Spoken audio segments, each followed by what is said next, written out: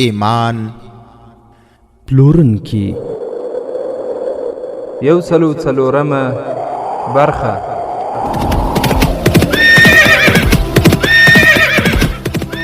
د سلطان صلاح الدین ایوبی رحمه الله د دوران رښتینی کیسې. صلاح الدین پر دغه ځمکه پیدا کړه، ته یو بل صلاح الدین پر دغه ځمکه پیدا کړه. الحمد لله وكفى والصلاة والسلام على رسوله المصطفى اما بعد. ورونه د سلطان صلاح الدین ایوبی رحمه الله د رښتینی کیسو په ترڅ کې په تیرو برخو کې تاسو واوریدل چې سلطان صلاح الدین ایوبی رحمه الله ته په 1104 او 1115 کلونو کې د بیت المقدس د نیولو لپاره ډیر خنډونه د مسلمانو غدار واکمنانو لخوا څخه رامخکې شو چې د سلطان صلاح الدین ایوبی رحمه الله د فتوحاتو په مخ کې دغه غدار او ایمان پلورونکي مسلمان واکمنان خنډونه ورونه. خو بیا هم سلطان صلاح الدین ایوبی رحمه الله په فلسطین، سودان، دمشق او نور شاوخوا ساحو کې خپل استخباراتي حضور فعال ساتي او خپل فتوحاتو ته ادامه ورکوله او د هر ډول خنډونو د راپورته کېدو په صورت کې د هغوی لپاره منظم او مناسب پلان سنجاوه. ورونه په تیره برخه کې تاسو واوریدل سلطان صلاح الدین ایوبی رحمه الله د صلیبیانو او غدارانو پوځونو ته ماتې ورکړه. سیف الدین چې د مسلمانو واکمنانو له ډلې څخه یو غدار او ایمان پلورونکی واکمن و، سلطان صلاح الدین ایوبی رحمه الله د ژوندي نیولو لپاره راغلی و، خو د جګړې له ډګره په داسې حالت کې ولاړ چې د جګړې په میدان کې پوځ، ښایسته نجونې، د ساز او موسیقي سامان او د شرابو ډک بوتلونه پاتې سول. او بالاخره په تیره برخه کې تاسو واوریدل چې سیف الدین د یو زوړ بوډا په کور کې پناه واخیستله. ورونه د هرې زمانې دغه ډول فرعوني او طاغوتي تش په نامه مسلمان واکمنان دي واوري چې هر هغه مسلمان چې د دنیا او چوکۍ په مقابل کې خپل ایمان پلورلی، هغه هم په دې دنیا کې الله تعالی ذلیله کړی او ټولې نړۍ ته شرمولی چې د تاریخ پاڼې د دغسې بې شرمه، ذلیله او ایمان پلورونکو واکمنانو په بدو اوصافو او غداریو باندې ډکې دي. دوی دی واوري چې را روان تاریخونه به دوی ښه نه ستایي، پر دوی به لعنت وایي او د اسلامي تاریخ په پاڼو کې به دوی تور تور داغونه وي. خیر را بس خپلې کیسې ته. تاسې د تیرې برخې په پای کې واورېدل چې بوډا وویل دا کشره زما لور ده، هغه مشره مې د زوی میرمن ده، د هغه زوی میرمن چې ستاسې سره په پوځ کې دی. ما ته داسې معلومیږي چې زما انګور به کونډه شوي وي. سیف الدین وویل که ستا زوی په رښتیا هم وژل شوی وي نو زه تا ته بې اندازې مال او دولت درکوم. د خپلې لور په هکله هم هیڅ فکر مه کوه. دا چې په جونګړه کې لویه شوې ده دا به د کوم سرتیري میرمن نه، بلکې دا ما د ځان لپاره خوښه کړې. خو بوډا وویل ما نه خپل زوی پلورلی او نه خپله لور پلورم. دا په جونګړه کې لویه شوې نجلۍ له یو سرتیري سره ښایي. زه یو ځل بیا ستاسې څخه غوښتنه کوم چې ما ته بې ځایه تمه مه راکوئ. تاسې زما میلمانه یاستئ، زه ستاسې په وړاندې د کوربتوب هر ډول مسؤلیت ادا کوم. سیف الدین بوډا ته وویل تاسې بې فکره ویده شئ مشره، موږ پر تا پوره باور لرو او په دې خوښ یو چې زموږ په ولایت کې هم همداسې صاف ویونکي او اصولي خلک شته. کله چې بوډا ولاړ نو سیف الدین خپلو ملګرو ته وویل دا ډول انسان چاته دوکه نه ورکوي. تاسې د هغه لور په غور سره وکتله؟ ښه ملغلره ده. حالات چې لږ ښه شول نو دا ملغلره باید زما په لمن کې وي. سیف الدین په خندا سره وویل او بیا یو دم را بیدار شو او نایب سالار ته یې وویل ته د موصل معلومات وکړه، پوځ سره یو ځای کړه، د سلطان صلاح الدین ایوبي پلانونه معلوم کړه او بیا ما ته خبر راکړه چې زه زر درشم او که څو ورځې نور هم پاتې شم.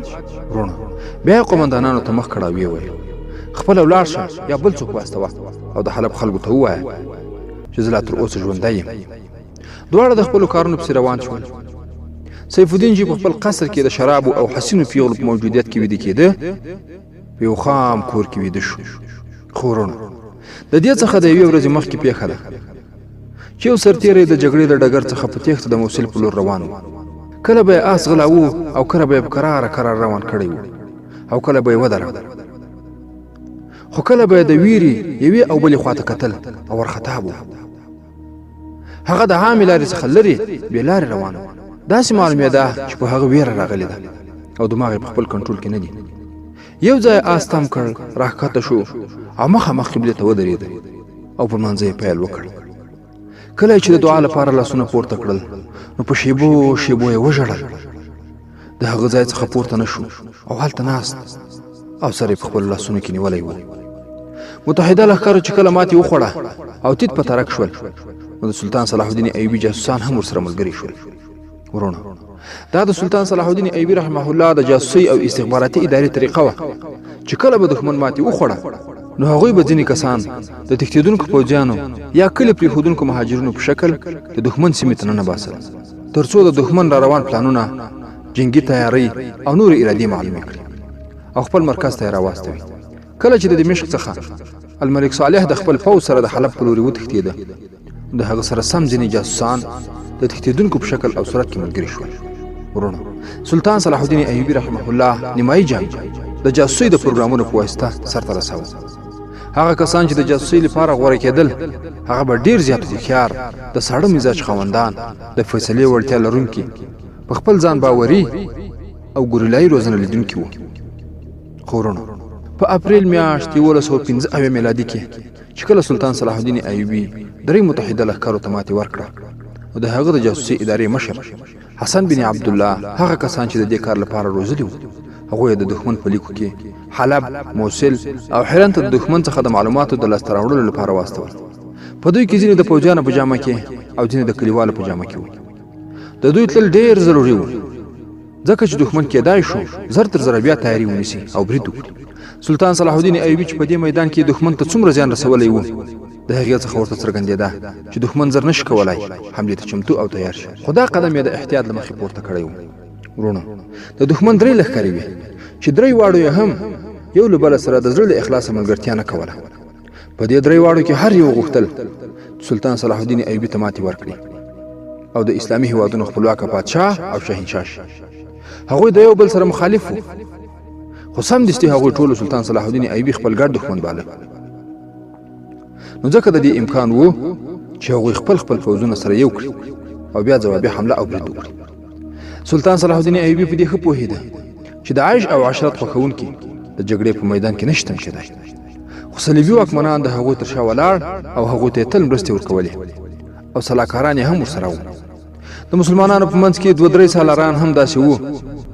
چې د قیادت وړتیا لرله چې په هغوی کې ډېر مهم سړی مظفرالدین بن زین الدین و هغه مخکې د سلطان صلاح الدین ایوبي په پوځ کې سالار پاتې شوی او د هغه په ټولو چلونو او پلانونو ښه پوهېده صلیبي سلاکارانو او مظفرالدین سلطان صلاح الدین ایوبي ډېر بیدار ویښ او محتاط کړی و هغه چې کوم شي اندېښمن کړی و هغه د خپل حالت او کیفیت و ځکه چې په دې جګړو کې هغه ته کافي او پوره تاوان او زیان رسېدلی و او د سمدستي جنګ لپاره تیار او چمتو نه و د سلطان صلاح الدین ایوبي لپاره بله ستونزه دا وه چې هغه د خپل مرکز څخه لرې راغلی و د هغه سره سامان او وسایل وو خو د اوږد جنګ لپاره نه بس کېدل هغه د نږدې سیمو څخه سرتیري نیول او روزنه یې ورکوله په هغوی کې زیات کسان له مخکې څخه په آس پرلۍ تورې وهلو او غوښې ویشتلو باندې پوهېدل خو د پوځ په شکل د جنګېدنې لپاره د هغوی روزنې او تربیت ته اړتیا وه هغوی ته روزنه او تربیت پیل شوی و او د سلطان صلاح الدین ایوبي خپل پرمختګ هم روان و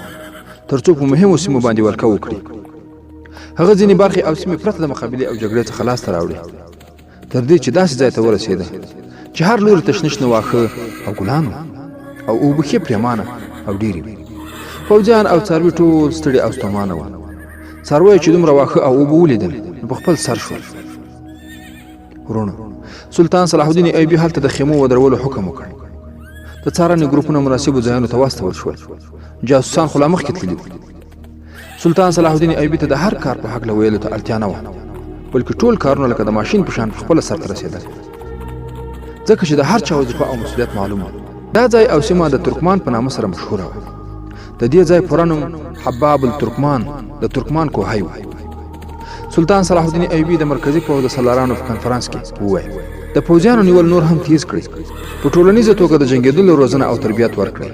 پر تاسې الله تعالی رحم او کرم کړی چې بې عقله دښمن یې در کړی دی. که هغوی عقل او پوهه لرلی نو ټول به د تېښتې څخه وروسته دلته راټول شوي وای. د پوځیانو او څارویو لپاره دا ځای د جنت څخه هم کم نه دی. دلته به ستاسې څاروي دومره واښه وخوري چې 10 ورځې پرته د خوراک څخه جنګېدلی شي. زما دوستانو، دښمن سپک مه ګڼئ، د تیارۍ په حالت کې اوسئ. طبیبانو ته ووایئ چې د شپې خوب ونه کړي او زخمیان زر تر زره تداوي کړي او د هغوی خدمت شپه او ورځ سرته ورسوي. دا په یاد ولرئ چې زموږ هدف او مقصد دا نه دی چې خپل وروڼه ووژنو یا هغوی بې کوره او بې برخې کړو، بلکې زموږ مقصد او هدف فلسطین دی. که موږ همداسې د یو بل سره لاس په ګریوان وو، صلیبیان په خپل مقصد کې بریالي کیږي. تاسې خپل نظر په فلسطین باندې وساتئ.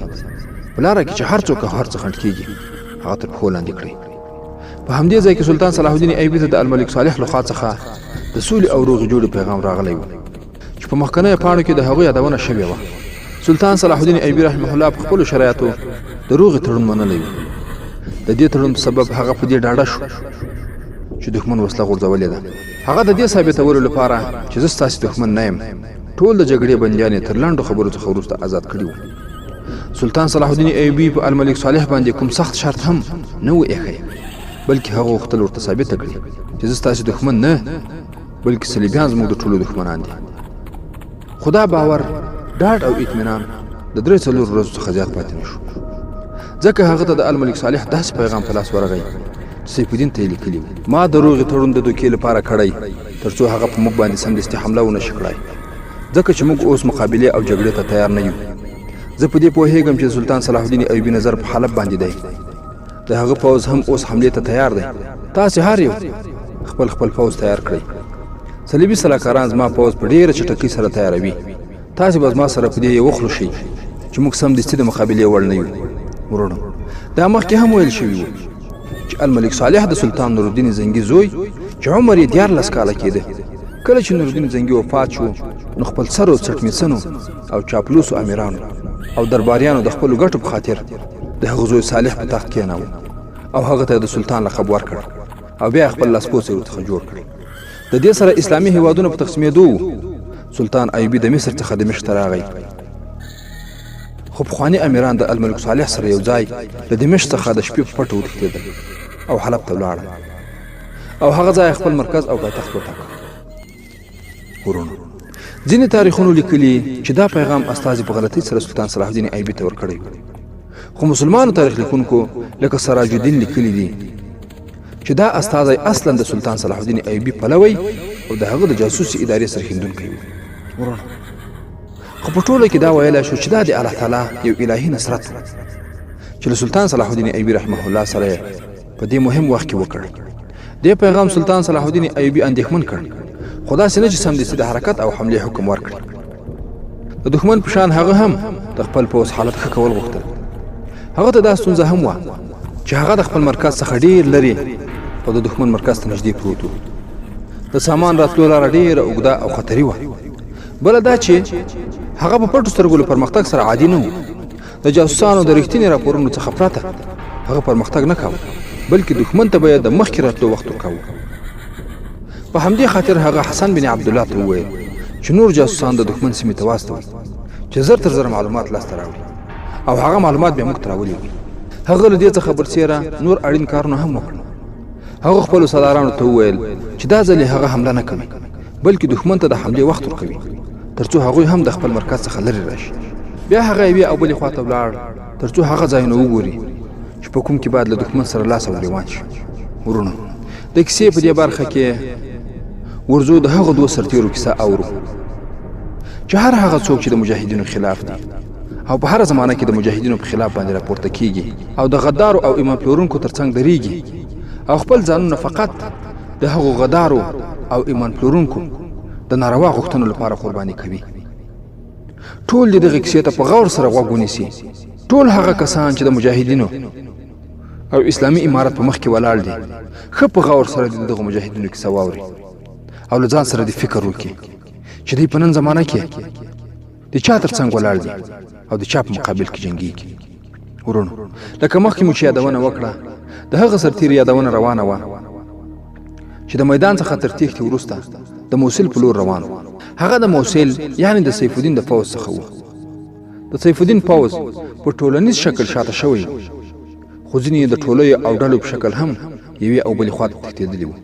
دا سپایي د هماغه یوازې تښتېدلو کسانو څخه و. هغه ډېر اندېښمن و. هغه په یو ځای کې آس ودراوه، ښکته شو، بیا یې لمونځ وکړ، خو د دعا په وخت کې هغه په ژړا شو. هغه بیا پورته نه شو، سر یې په خپلو لاسونو کې نیولی او ناست و. خو د هغه خواته یو سپور راغی او ودرېد. خدای په خپل فکر کې دومره ډوب و چې د آس تر پایه هم وانه اورېده. سپور له آس څخه ښکته او د هغه په اوږه یې لاس کېښود، خو ده په وارخطایي سره پورته ورته وکتل. سپاره د هغه سره د کېناستلو په وخت کې وویل: زه دا ویلی شم چې ته د جګړې له میدان څخه راپشا شوی او راغلی یې، داسې ولې ناست یې؟ که زخمي یې نو چې زه در سره مرسته وکړم. خو دغه سرتیری چې ډېر غمجن و ځواب یې ورکړ: زما په بدن کې هیڅ زخم نشته، زما زړه زخمي شوی دی. ورونو، دغه سپور چې دلته راغی او دی د آس په طرفه هم راپورته نه سو، دا د سلطان صلاح الدین ایوبي رحمه الله د هغو جاسوسانو له ډلې څخه و چې د معلوماتو د لاسته راوړلو لپاره د دښمن سیمې ته استول شوی و. د هغه نوم داود و. د روزنې سره سم هغه سپایي ته په غور سره کتل، ځکه هغه دا استعمالولی شو. هغه په خپله هوښیارتیا سره دا معلومه کړه چې دا سرتیری بې کنټروله شوی دی او دا د هغې ماتې مصیبت او اثر دی چې دوی ته ورپېښه سوې وه. هغه د سرتیري سره داسې خبرې وکړې چې د هغه د زړه بړاس راووت. سرتیري وویل: سپایتوب زما کورنۍ وظیفه ده. زما پلار سرتیری و، نیکه مې هم سپایي و. سپایتوب زموږ د ژوند وسیله او د روح غذا ده. زه د الله د دین مجاهد یم، د خپل دین او خپل ملت لپاره جنګېږم. ما ته څرګنده ده صلیبیان زموږ د دین، وطن، عزت او ناموس دښمنان دي، او دا هم راته معلومه ده چې زموږ لومړۍ قبله هغوی لاندې کړې ده. ما ته خپل پلار د دوست او دښمن تاریخ او کیسې په خلو او ژبه بیان کړي دي. زه په اسلامي جذبه او جوش پوځ ته داخل شوم. چې کله لږ وخت تیر شو نو موږ ته وویل شول چې سلطان صلاح الدین ایوبي د صلیبیانو ملګری او دوست دی، خو د هغې څخه مخکې موږ اورېدلي وو سلطان صلاح الدین ایوبي د صلیبیانو سره جنګېږي او صلیبیان ورڅخه ویریږي، ځکه چې هغه د مسلمانانو لومړۍ قبله ورڅخه آزادوي. زموږ د پوځ امام هم موږ ته د سلطان صلاح الدین ایوبي په هکله باندې بدې خبرې وکړې، خو په هغه وخت کې موږ خپل والي سیف الدین ډېر ښه سړی ګاڼه. یوه ورځ موږ ته حکم وشو چې حرکت دی. چې کله دې میدان ته راغلو نو جنګ پېښ شو. د جګړې په منځ کې موږ ته معلومه شوه چې د مسلمانانو په خلاف جنګېږو. زموږ په وړاندې د سلطان صلاح الدین ایوبي پوځ دی. هغوی نارې وهلې چې د حق په خلاف مه جنګېږئ ای مسلمانانو، ستاسې دښمنان صلیبیان دي، موږ نه یو. زموږ سره ملګري شئ چې لومړۍ قبله آزاده کړو. د عیاشو واکمنانو لپاره مه جنګېږئ. ما د هغوی بیرغونه ولیدل چې کلمه طیبه ورباندې لیکل شوې وه. ورونه، په نن زمانه کې د ټول عسکر او د دې طاغوتي نظام منصوبین واوري چې تاسې د چا په خلاف جنګېږئ. ستاسې واکمنان چې مجاهدین مختلفو ډلو او ټپلو ته منسوبوي، آیا تاسې په خپلو سترګو د مجاهدینو په منځ کې داسې کسان لیدلي؟ دا ټول تبلیغات دي چې تاسې دماغ په بله خوا باندې اړولي دي او تاسې له خپل اصلي مسیر مظلومانو را خلاصول او د ظالمانو په مقابل کې جهاد کول دي. ورونو، له کومو کسانو سره چې تاسو جنګېږئ، هغوی ستاسو په غوږونو کې اذانونه درکړي، هغوی مو جنازې کوي، هغوی تاسو ته دین او کلمه درښودلې. نو څه ډول هغه ستاسو څخه پردي شول او په نورو هیوادو پورې چې ورته پلي د هغوی هیوادو لپاره کار کوونکي شول؟ دا ټول تبلیغات دي چې تاسې تر دې تبلیغاتو لاندې کړي یې. ماتې خوړلي سرتیري پسې وویل: زما دوسته، ما چې کله د هغو جګړه ولیده نو پوه شوم چې د دوی سره الله تعالی ملګری دی او زموږ سره شیطان. موږ ته دا نه معلومېده چې غشی له کوم ځایه راځي او لمبې د کوم ځای څخه پورته کېږي. خو یو ځای کمر سوری شوی و. په ما باندې ویره راغله، خو د مرګ او جګړې ویره نه، بلکې د الله تعالی ویره وه. زما لاسونه نور تورې ته ورپورته نه شول او توره مې نه شوی پورته کولی. د آس د واګې کش کولو توان پکې نه و، نو ځکه ما خپل آس د کمر هغه سوري ته برابر کړ.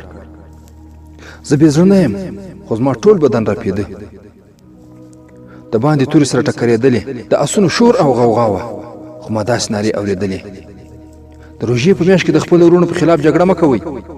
خو کله چې دا اواز ما واورېده موږ ته په هغه حالت کې ویل سوي وو چې په جګړه کې روژه معاف وي، خو په دې پوه شوم چې د سلطان صلاح الدین ایوبي لښکر روژه نیولې. ما تر هغه وخته پورې له هغوی څخه 3 سرتیري وژلي وو. د هغوی وینه زما په توره باندې وچه شوې وه.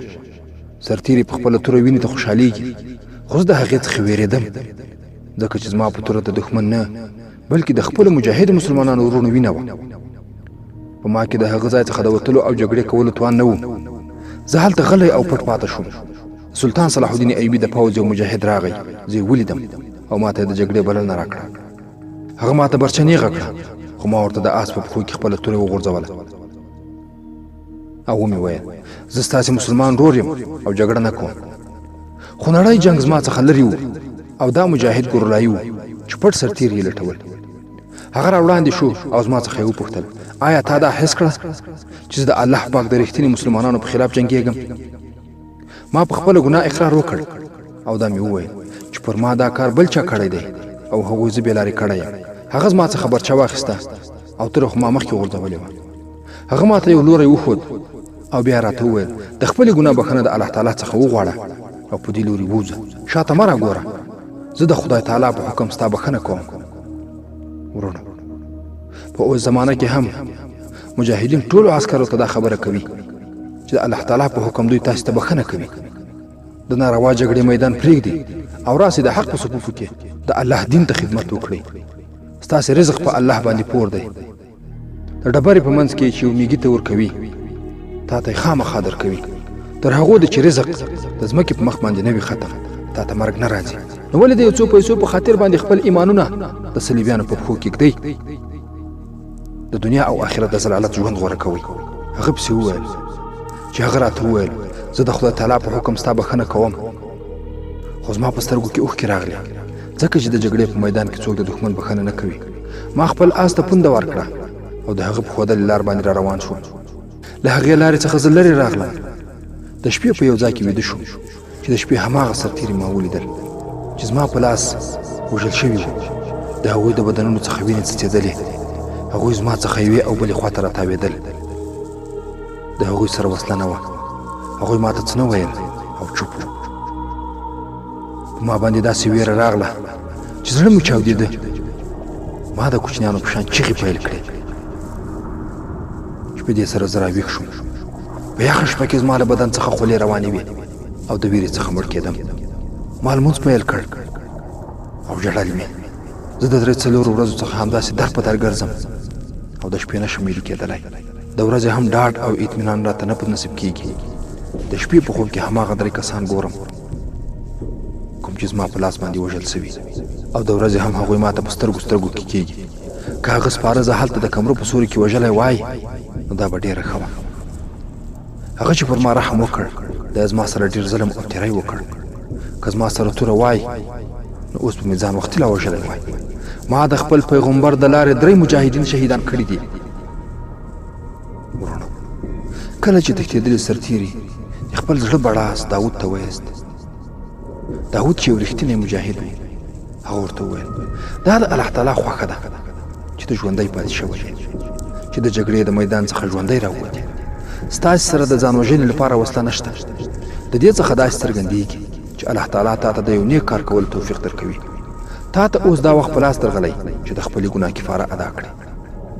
خو ورونو، تښتېدلي سرتیري وویل ته ما ته ووایه چې د سلطان صلاح الدین ایوبي په هکله چې ما ته څه شیان ویل شوي دي هغه سم دي که غلط؟ داود ورته وویل غلط دي. خبره دا ده چې سلطان صلاح الدین ایوبي صلیبیان د دې ځای څخه باسي او د الله تعالی واکمني غواړي. سیف الدین او د هغه ملګري د خپلې واکمني په غم کې دي. هغوی د صلیبیانو سره په ښه دوستي کړې او دوی ټول د صلیبیانو په مرسته او پلان سره دلته جګړې ته راغلي وو.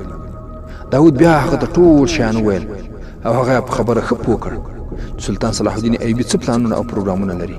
د سیف الدین په هکله هغه ته وویل شول چې هغه دومره عیاش دی چې د عیاشي سامان او ټاک او پوکې د جګړې په میدان کې هم له ځانه سره راوړي وو.